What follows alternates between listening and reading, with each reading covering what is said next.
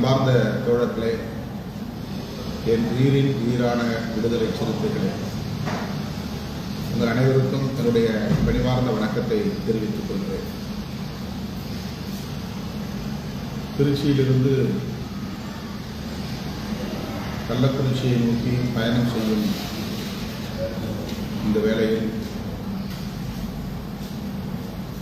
உங்களிடையே சில தகவல்களை பகிர்ந்து கொள்ள விழைகிறேன். 2 முக்கியமான செய்திகள் உங்களிடையே சொல்ல விரும்புகிறேன். முதலாவது செய்தி, விடுதலை சிறுத்தைகளை கண்டித்து ஒரு சில தலித் அமைப்புகள் ஆர்ப்பாட்டங்களை நடத்துவதாக அறிவித்துள்ளன. அது தொடர்பாக இயக்கத் தோழர்கள் யாரும் எந்த எதிர்வினையும் ஆற்ற வேண்டாம் என்று உங்களை கேட்டுக்கொள்கிறேன்.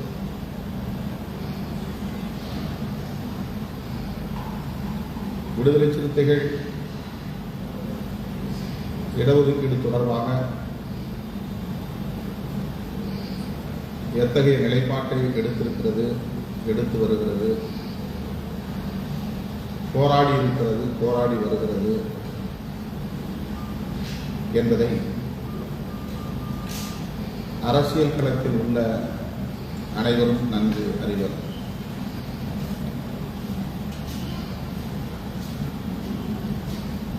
வேண்டுமென்றே திட்டமிட்டு விடுதலை சிறுத்தைகளுக்கு எதிரான அவதூறுகளை சிலர் பரப்பி வருகின்றனர்.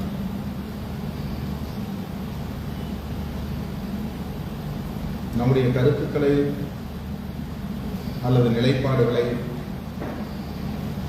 புரிந்து கொள்வதில் இருக்கிற இடைவெளி என்று முதலில் நாம் கருதினோம். அதனால் சில விளக்கங்களை தந்தோம். ஆனால் இது புரிந்து கொள்வதில் உள்ள இடைவெளி இல்லை. அரசியல் உள்நோக்கத்தோடு சிலரின் தூண்டுதலின் அடிப்படையில் வேண்டுமென்றே விடுதலை சிறுத்தைகளுக்கு எதிரான கருத்துக்களை பரப்பி வருகிறார்கள் என்று உறுதியாக தெரிகிறது.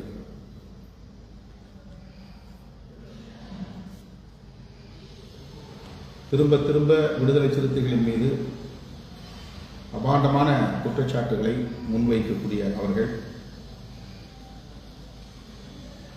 உண்மையில் உள்ஒதுக்கீட்டுக்கு எதிராக பேசக்கூடிய இயக்கங்களையோ தலைவர்களையோ ஒரு நாளும் கண்டித்ததும் இல்லை, விமர்சித்ததும் இல்லை, இப்படி ஆர்ப்பாட்டம் நடத்தியதும் இல்லை. ஏனென்றால் அவர்கள் எல்லாம் சங் பரிவார்களோடு கைகோர்த்து கூடி குழாவி வருகிற தலைவர்கள். ஆகவே அவர்கள் கண்டிக்கவும் மாட்டார்கள், விமர்சிக்கவும் மாட்டார்கள். நம்மை பொறுத்தவரையில் தேசிய அளவிலான ஒரு பிரச்சனையாக இதனை அணுகுகிறோம். அதனால் உச்சநீதிமன்ற தீர்ப்பில் உள்ள சில குறைபாடுகள் குறித்து, ஐயங்கள் குறித்து தெளிவு பெறுவதற்காகத்தான் இந்த மீளாய்வு அல்லது சீராய்வு மனுவை தாக்கல் செய்திருக்கிறோம். ரிவ்யூ அல்லது ரிவிஷன் என்று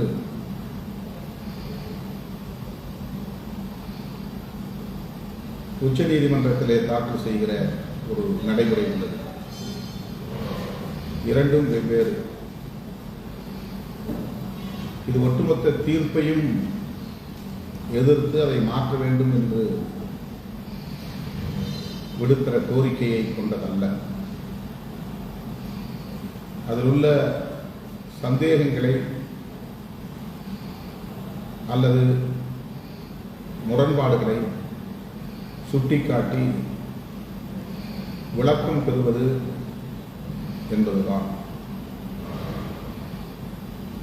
அதனால்தான் இதனை ரிவ்யூ பெட்டிஷன் என்று சொல்லுகிறார்கள்.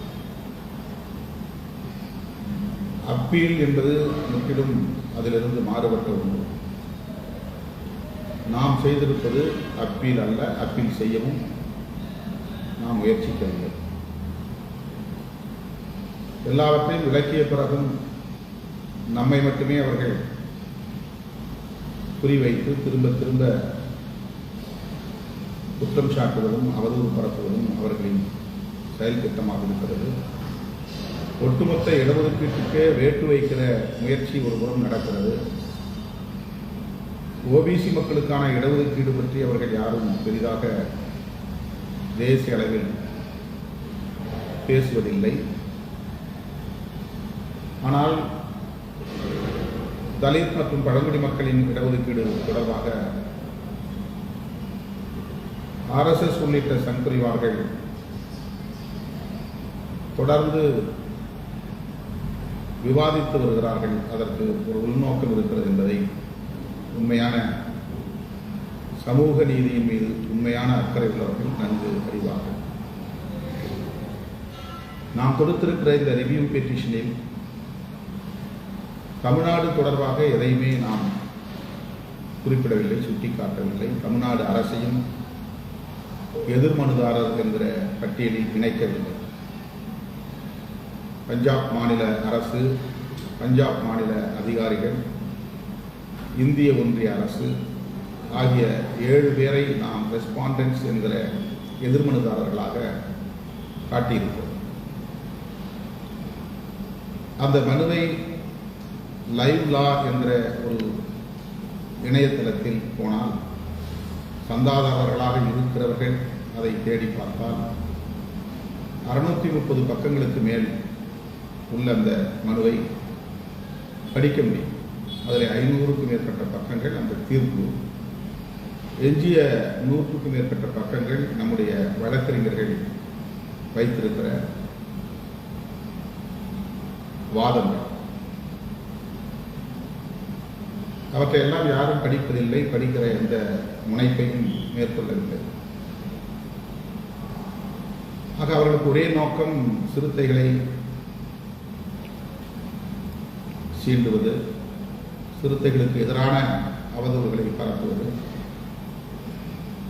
யாரோ வகுத்து கொடுத்த திட்டத்தை, செயல் திட்டத்தை நடைமுறைப்படுத்துவது என்பதாகத்தான் இருக்கிறது. எனவே அவர்கள் என்ன பேசினாலும் அதை பொருட்படுத்த வேண்டாம், அதற்கு எதிர்வினை ஆற்ற வேண்டாம்.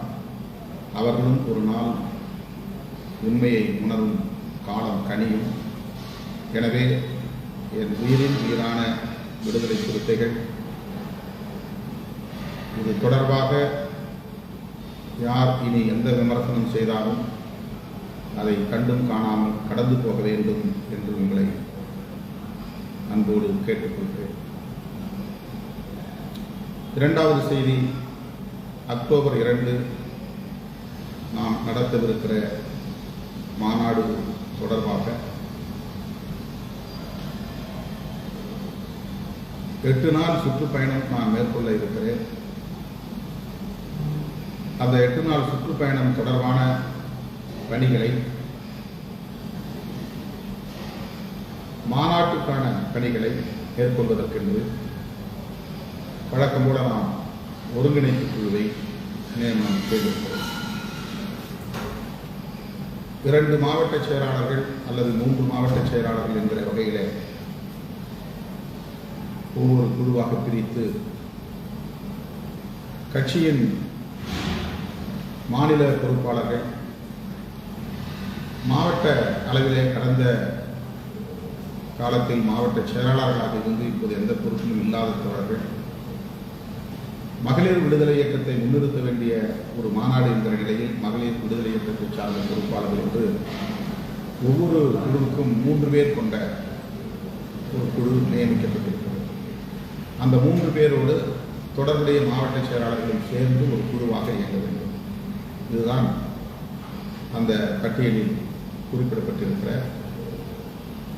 தகவல். இதிலே சிலருடைய பெயர்கள் விடுபட்டிருக்கின்றன. அவர்கள் பொறுத்துக் கொள்ள வேண்டும். அவ்வளவு பேரையும் கமிட்டியிலே போட முடியாது. சொல்லப்போனால் 2 பேர் போதும் என்று நான் முதலில் கருதினேன். பிறகு மகளிர் விடுதலை இயக்கத்தில் மாநாடு என்கிற நிலையிலே மகளிர் விடுதலை இயக்கத்தை சார்ந்த முன்னணி பொறுப்பாளர்களையும் இதிலே இணைக்க வேண்டும் என்ற தேவையை உணர்ந்து மகளிர் விடுதலை இயக்கத்தின் மாநில செயலாளர் திருமதி நற்சோனை அவர்களின் பரிந்துரையின் அடிப்படையில் இந்த குழுவிலே மகளிர் விடுதலை இயக்கத்தை சார்ந்த மாநில பொறுப்பாளர்கள், மாவட்ட பொறுப்பாளர்கள் சிலர் இணைக்கப்பட்டிருக்கிறார்கள். ஓரிரு பெண்மணிகள் மட்டும்தான் மகளிர் விடுதலை இயக்கத்தை அல்லாத துணை பொதுச் செயலாளர்களாக, மாநில செயலாளர்களாக, மாநில துணை செயலாளர்களாக, துணைநிலை அமைப்புகளிலோ கட்சியிலோ பொறுப்பேற்று பணியாற்றிக் கொண்டிருப்பவர்கள் அதில் இணைக்கப்பட்டிருக்கிறது. மற்ற அனைத்து பெண்களும் மகளிர் விடுதலை இயக்கத்தின் மாநில செயலாளருடைய பரிந்துரையின் பேரில் இணைக்கப்பட்டிருக்கிறது. சில மாவட்டங்களுக்கு மாநில அளவிலான பொறுப்பாளர்களை போட முடியவில்லை என்கிற போது மாவட்ட செயலாளர்களையோ அல்லது மாவட்ட துணை செயலாளர்களையோ இணைத்திருக்கிறது. அதில் பொறுப்பில் உள்ளவர்கள் ஏராளமான எதிர்பார்ப்போடு ஒவ்வொரு மாவட்டத்திலும் தங்கள் பெயர் இணைக்கப்பட வேண்டும் என்கிற எதிர்பார்ப்போடு இருப்பதை நாம் அறிவோம். ஆகவே மகளிர் விடுதலை இயக்கத்தில் பொறுப்பில் உள்ள மாநில பொறுப்பிலோ மாவட்ட பொறுப்பிலோ பொறுப்பில் உள்ள சில பெண்மணிகள் இந்த குழுவிலே இணைக்கப்பட்டிருக்கிறது என்பதை தோழர்கள் குறித்துக் கொள்ள வேண்டும். இதிலே சில மண்டல செயலாளர்கள், மண்டல துணை செயலாளர்கள் கட்சியில் நேரடியாக மண்டல அளவிலே பொறுப்பில் இருக்கிற தோழர்கள் பெயர்கள் இடம்பெறவில்லை. சில நேரங்களில் இப்படி பெயர்கள் விடுபடுவது அடுத்த முறை இணைக்கப்படுவதற்கான வாய்ப்பு இருக்கும் என்ற புரிதலோடு தான், வாய்ப்பு இருக்கும் என்ற நம்பிக்கையோடு தான் இதை அணுக வேண்டும். இதில் வருத்தப்படுவதற்கு எதுவும் இல்லை. இந்த இடைக்கால பணி குழு நியமனத்தில் தங்கள் பெயர் இடம்பெறவில்லை என்பதனால் ஒட்டுமொத்தமாக நம் மதிப்பீடு இவ்வளவுதானா, தலைவர் நம்மை குறைத்து மதிப்பிடுகிறாரா, ஓரம் கட்டுகிறாரா என்றெல்லாம் கற்பனை செய்ய தேவை. ஒரு பொறுப்பாளர் தொடர்பான மதிப்பீடு என்பது ஒரு குறிப்பிட்ட வேலை திட்டத்தை வைத்து முடிவு செய்யக்கூடியதல்ல. எல்லா நேரங்களிலும் முக்கியத்துவம் கொடுத்தால்தான் நாம் மதிக்கப்படுகிறோம் என்று கருதுவதே ஒரு பிழை. அது தங்களை பற்றிய மதிப்பீடே தவறானது என்றுதான். அதாவது நான் உங்களை குறைத்து மதிப்பிடுகிறேன் என்பதை விட நீங்களே உங்களை குறைத்து மதிப்பிடுகிறீர்கள் என்றுதான் அதற்கு பொருள். என்னையே இந்த பணிக்குழுவிலே சேர்க்கவில்லை, அப்படி என்றால் என்னை தலைவர் குறைத்து மதிப்பிடுகிறாரா என்று சிந்திப்பது உங்களை நீங்களே குறைத்து மதிப்பிடுகிறீர்கள் என்றுதான் நான் பார்க்கிறேன், கருதுகிறேன். அப்படி இந்த 1 மாத கால பணிக்குழுவிலே ஒரு பெயரை இணைப்பதை வைத்து அல்லது இணைக்காமல் விடுவதை வைத்து ஒட்டுமொத்தமான ஒரு மதிப்பீட்டுக்கு வந்துவிடக்கூடாது. இது ஒரு நல்ல அணுகுமுறை அல்ல. இடம்பெறவில்லை, பெயர் இடம்பெறவில்லை என்று வருத்தப்படுகிற தோழர்கள் ஒருவரும், பெயர் இடம்பெற்றும் என் பெயர் முதலில் இல்லை, 2ஆவதில் இல்லை, பெரிய எழுத்தில் இல்லை என்று வருத்தப்படுவது இன்னொரு புறம். இதையெல்லாம் உங்களோடு நான் நேரில் பகிர்ந்து கொள்ள வேண்டும். ஆனாலும் நேரம் பொருந்தவில்லை. எனவே இந்த முகநூல் நேரலை வாயிலாக பகிர்ந்து கொள்கிறேன். தயவுகூர்ந்து அப்படி உங்களை நீங்களே குறைத்து மதிப்பிட்டுக் கொள்ள வேண்டாம். ஒரு பணிக்குழுவில் இடம்பெறுவது போதும், அவ்வளவுதான். அங்கே போய் நீங்கள் மக்களை ஒருங்கிணைக்க வேண்டும், அணிதிரட்ட வேண்டும். மகளிர் விடுதலை இயக்கத்தில் எங்கெல்லாம் பொறுப்புகள் காலியாக இருக்கின்றனவோ அந்த இடங்களில் எல்லாம் இப்போது நீங்கள் அதை நிரப்ப வேண்டும். மாவட்ட நிர்வாகத்தில் நிறைய பொறுப்பாளர்கள் நியமனம் செய்யப்பட வேண்டிய தேவை இருக்கிறது. ஒன்றிய அளவில் பல மாவட்டங்களில் இன்னும் பொறுப்பாளர்கள் நியமிக்கப்படாமல் காலியாக உள்ளனர். எங்கெல்லாம் அப்படி பொறுப்பாளர்கள் நியமிக்கப்படாமல் காலியாக இருக்கின்றனவோ அங்கெல்லாம் பொறுப்பாளர்களை நியமிப்பதற்குரிய ஒரு வாய்ப்பாகவும் இந்த சூழலை பயன்படுத்திக் கொள்ள வேண்டும். நான் இந்த மாநாட்டை ஒட்டி மண்டல வாரியாக நிர்வாகிகளை சந்திக்க வருகிறேன். 10ஆம் தேதி காலையில் இந்த மாநாடு குறித்து நான் செய்தியாளர்களை சந்திக்கிறேன் சென்னையில்.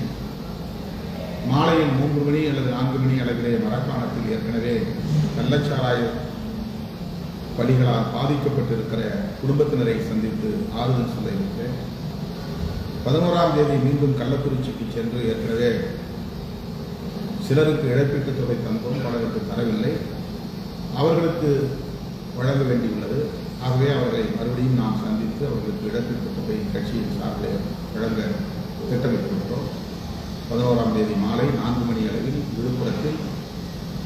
விழுப்புரம், கடலூர், கள்ளக்குறிச்சி, பாண்டிச்சேரி ஆகிய 4 மாவட்டங்களை சார்ந்த நிர்வாகிகளை சந்திக்க இருக்கிறோம். இந்த 11ஆம் தேதி சந்திப்பில் மருத்துவர் கு. சிவராமன் அவர்கள் மது ஒழிப்பின் தேவை குறித்து சிறப்புரை ஆற்ற இசைவளித்திருக்கிறார். மாநில பொதுச் செயலாளர்களும் நானும் உங்களிடையே உரையாற்றியிருக்கிறோம். இது 11ஆம் தேதி. 12ஆம் தேதி மாலை சென்னை, செங்கல்பட்டு, காஞ்சிபுரம், திருவள்ளூர் ஆகிய 4 மாவட்டங்களை சார்ந்த நிர்வாகிகளை சந்திக்க இருக்கிறோம். அதுவும் நாளை 4 மணி அளவில் தாம்பரம் அருகே ஏதேனும் ஒரு அரங்கில் இந்த கூட்டத்தை ஒருங்கிணைக்க உள்ளோம். இந்த கூட்டத்திலும் மருத்துவர் கு. சிவராமன் அவர்கள் பங்கேற்று கருத்துரை வழங்குகிறார். 13ஆம் தேதி வேலூர், ராணிப்பேட்டை, திருவண்ணாமலை, திருப்பத்தூர் ஆகிய கிருஷ்ணகிரி ஆகிய 5 மாவட்டங்களை சார்ந்த நிர்வாகிகள் வேலூரில் நடைபெறவிருக்கிற அரங்க நிகழ்வில் பங்கேற்க வேண்டும். 4 மணி அளவில். 14ஆம் தேதி நாம் மாவீரன் மலைச்சாமி அவர்களின் நினைவேந்தல் நிகழ்வுகளை பங்கேற்பதற்கு மதுரைக்கு செல்கிறேன். எனவே அன்றைக்கு இந்த மண்டல வாரியான கூட்டம் இல்லை. 16, 17 ஏற்கனவே ஒப்புக்கொண்ட நிகழ்ச்சிகளை ஒட்டி நான் சென்னையில் இருக்கிறேன். 18ஆம் தேதி கோவையில் மண்டல வாரியான கூட்டம், கோவையில் அல்ல சேலத்தில். கோவை, நீலகிரி, ஈரோடு, திருப்பூர், நாமக்கல், சேலம், தருமபுரி ஆகிய 6 மாவட்டங்கள்.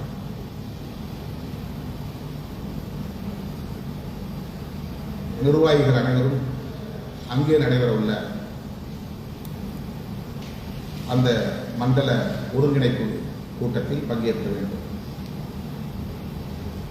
19ஆம் தேதி திருச்சிராப்பள்ளி, 15ஆம் தேதி சொல்ல மறந்துவிட்டேன். 15ஆம் தேதி திருவாரூரிலே நடைபெறுகிறது. மாலை 4 மணி அளவில் டெல்டா மாவட்ட நிர்வாகிகளை சந்திக்கிறோம். திருவாரூர் மாவட்டம், தஞ்சாவூர் மாவட்டம், மயிலாடுதுறை, நாகப்பட்டினம் ஆகிய மாவட்டங்களை சார்ந்த நிர்வாகிகள் திருவாரூரில் நடைபெறவிருக்கிற மண்டலவாரி ஒருங்கிணைப்பு குழு கூட்டத்தில் பங்கேற்க வேண்டும். 16 சென்னை, ஏற்கனவே ஒப்புக்கொண்ட பல நிகழ்ச்சிகள் உள்ளன. 17 தந்தை பெரியார் பிறந்த நாள், ஒப்புக்கொண்ட நிகழ்ச்சிகள் பல உள்ளன. 17 இரவே சேலம் போகிறோம். 18 சேலம். 19 திருச்சியில் நடைபெறுகிற மண்டல ஒருங்கிணைப்பு குழு கூட்டம் திருச்சிராப்பள்ளி, கரூர், புதுக்கோட்டை, அரியலூர், பெரம்பலூர் ஆகிய மாவட்டங்களை சார்ந்த நிர்வாகிகள் இதில் பங்கேற்க வேண்டும். 20ஆம் தேதியோடு இந்த மண்டல ஒருங்கிணைப்பு குழு கூட்டம் நிறைவு பெறுகிறது. 20ஆம் தேதி மாலை 4 மணி அளவில் மதுரையிலே தென் மாவட்டங்கள் அனைத்தையும் ஒருங்கிணைத்து ஒரே அமர்வில் சந்திக்க வேண்டும். மதுரை, தேனி, திண்டுக்கல், சிவகங்கை, ராமநாதபுரம், விருதுநகர், திருநெல்வேலி, தென்காசி, தூத்துக்குடி, கன்னியாகுமரி ஆகிய அனைத்து தென் மாவட்டங்களை சார்ந்த நிர்வாகிகளுடன் 20ஆம் தேதி மதுரையில் நடைபெறவிருக்கிற மண்டல ஒருங்கிணைப்பு குழு கூட்டத்தில் பங்கேற்க வேண்டும் என்று அழைத்து விடுக்கிறேன். இது ஒரு தற்காலிகமான பணிக்குழு. இந்த மாநாடு வெற்றி பெற வேண்டும். இந்திய அளவில் அரசியல் தளத்தில் பணியாற்றக்கூடிய அனைவரின் கவனத்தையும் ஈர்க்கக்கூடிய ஒரு மாநாடாக இந்த மாநாடு அமைய வேண்டும். அதற்கு தோழர்கள் தீவிரமாக சுவர் விளம்பரங்கள், துண்டறிக்கைகள், தலைமையிலிருந்து துண்டறிக்கை தயாரித்து ஓரிரு நாட்களில் உங்களுக்கு வழங்கப்படும். அதனை நீங்கள் டவுன்லோட் செய்து பதிவிறக்கம் செய்து ஆங்காங்கே நீங்கள் அச்சிட்டு கிராம வாரியாக வீதி வீதியாக வீடு வீடாக சென்று வழங்க வேண்டும். ஆகவே அருமை தோழர்கள், இந்த மாநாட்டு பணிகளை முடுக்கிவிட வேண்டும், தீவிரப்படுத்த வேண்டும். வெற்றிகரமாக மாநாட்டை நடத்துவதற்கு முழுமையான ஒத்துழைப்பை நல்க வேண்டும். பெயர்கள் இடம்பெறாதவர்கள் பொறுத்தருள வேண்டும். இது ஒரு இடைக்கால பணிக்குழு தானே தவிர இது ஒட்டுமொத்தமாக நம்முடைய மதிப்பீட்டை தீர்மானிக்கிற ஒன்று அல்ல. எனவே தோழர்கள் பொறுத்தருள வேண்டும் என்று கேட்டுக்கொள்கிறேன். மண்டலவாரி ஒருங்கிணைப்பு கூட்டத்தில் உங்களை சந்திக்க விரும்புகிறேன். உடனடியாக எந்த மண்டபம் என்பதை இப்போதே நீங்கள் உறுதி செய்து கொள்ள வேண்டும். அந்த தேதி மிக முக்கியமானது. அந்த தேதியில் தான் நாம் அந்த மண்டபத்தையும் பதிவு செய்தாகும், முன்பதிவு செய்தாகும். காலம் கடத்திவிடக்கூடாது. ஆகவே தான் முன்னெச்சரிக்கையாக இந்த நேரலையில் இந்த செய்தியை உங்களோடு பகிர்ந்து கொள்கிறேன். மாநாட்டில் சந்திப்போம். மண்டல வாரியான ஒருங்கிணைப்பு குழு சந்திப்பில் நேரில் சந்திப்போம்.